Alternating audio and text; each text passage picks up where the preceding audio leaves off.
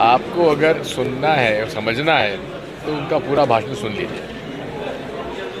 उन्होंने राजनीति और राजनीतिज्ञों के बारे में कहा है कि बहुत कठिन परिश्रम से और कठिन परिस्थितियों में देश का नेता उभर कर सामने आता है और देश की आज़ादी की लड़ाई लड़कर देश को आज़ाद कराता है और उसके बाद फिर नवनिर्माण में उसका विशेष योगदान रहता है।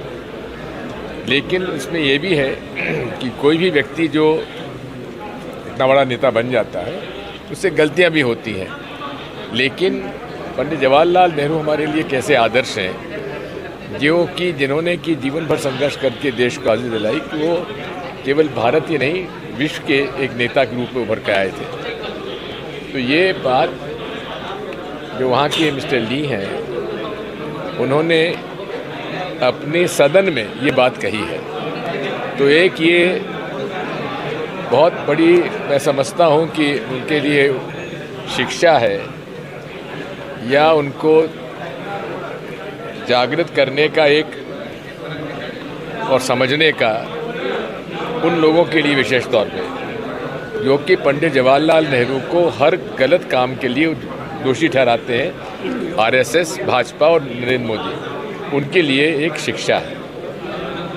भारतीय जनता पार्टी जिस प्रकार के रावण के 10 मुख हुआ करते थे, इनके भी 10 मुख हैं। एक मुंह से एक बात करता है, दूसरे मुंह से दूसरी बात करता है, तीसरे मुंह से तीसरी बात करता है।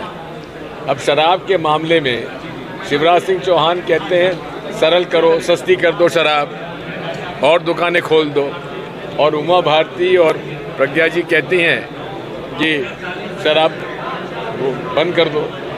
तो ये दो तरह की बात हो गई ना। अब किसकी बात माने?